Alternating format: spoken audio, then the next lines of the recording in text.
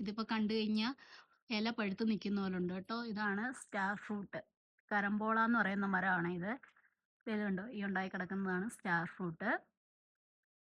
നല്ല പഴുത്ത് കഴിഞ്ഞ് കഴിഞ്ഞാൽ നല്ല മധുരമാണ് കേട്ടോ. ഫസ്റ്റ് ഗ്രീൻ കളറിലാണ് ഉണ്ടാകുന്നത്. അത് കഴിഞ്ഞിട്ട് നല്ല യെല്ലോ കളറിലേക്ക് വരും. അച്ചാറിടാനൊക്കെ കൊള്ളാവുന്നതാണ് കേട്ടോ.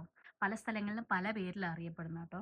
കാച്ചമ്പുളി, നക്ഷത്രപ്പുളി, ചതുരപ്പുളി, ആനയിലമ്പി, ആനപ്പുളിഞ്ചി, മധുരപ്പുളിഞ്ചി, കരമ്പോള, അങ്ങനെ കുറേ പേരിൽ പല സ്ഥലങ്ങളിലും അറിയപ്പെടുന്ന പുളിയാണേ. ഇതിനെ കട്ട് ചെയ്ത് കാണിക്കുക. കട്ട് ചെയ്യുമ്പോൾ ഇതിനൊരു സ്റ്റാർ ഷേപ്പാണ് കേട്ടോ. അപ്പോൾ ഒന്ന് കട്ട് ചെയ്ത് കാണിക്കാം. ഇതേണ്ട ഞാനിത് പറിച്ചെടുത്ത കേട്ടോ. പക്ഷെ ഇതുണ്ടോ, അത്രയും പൊക്കത്തുനിന്ന് ഞാൻ തോട്ടി ഉപയോഗിച്ച് പറിച്ചപ്പോഴത്തേക്കും ഇതായി ചതഞ്ഞു പോയി. ഇതിന് കണ്ടോ, ഇതിങ്ങനെ 5 സൈഡുകളുണ്ട്. കണ്ടോ, ഇവിടെ ഈ സൈഡൊക്കെ ചതഞ്ഞു പോയി ഇതിൻ്റെ എല്ലാത്തിൻ്റെ. 1 2 3 4 5 ഇങ്ങനെ 5 സൈഡുകളുണ്ട്. വൈൻ ഉണ്ടാക്കാനായിട്ടും അച്ചാറിടാനായിട്ടും ഒക്കെ ഇത് ഉപയോഗിക്കും കേട്ടോ.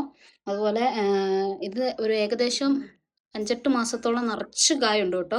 ആ മരത്തിന് താങ്ങാൻ പറ്റാത്തത്ര അളവിൽ കായ ഉണ്ടാകുന്ന ഒരു ഫ്രൂട്ടാണ് ഇത്. വൈറ്റമിൻ ഇയും അയണും ഒക്കെ അടങ്ങിയ ഒരു ഫ്രൂട്ടാണ്. അപ്പം ഇത് ഞാൻ കട്ട് ചെയ്ത് കാണിക്കാം കേട്ടോ.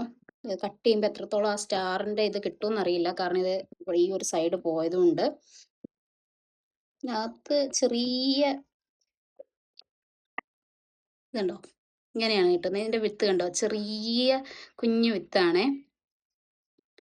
പിന്നെ കിഡ്നി സംബന്ധമായ രോഗങ്ങളൊക്കെ ഉള്ളവർക്ക് ഇത് എപ്പോഴും കഴിക്കുന്ന അത്ര ഗുഡല്ല എന്നാണ് പറയുന്നത്. സാധാ നമ്മുടെ ഇരുമ്പിപ്പുളിയുടെ ഒക്കെ ഫാമിലിയിൽപ്പെട്ട ഒരു ഫ്രൂട്ട് തന്നെയാട്ടോ ഇത്. കണ്ടോ, ഇതിൻ്റെ ഈ സൈഡ് പോയതുകൊണ്ട് ഇതിനൊരു സ്റ്റാർ ഷേപ്പ് കിട്ടുന്നില്ല. നല്ല രസത്തിൽ ഞാൻ ഒരെണ്ണം ഒരു അല്ലാതെ കട്ട് ചെയ്ത് നോക്കട്ടെ.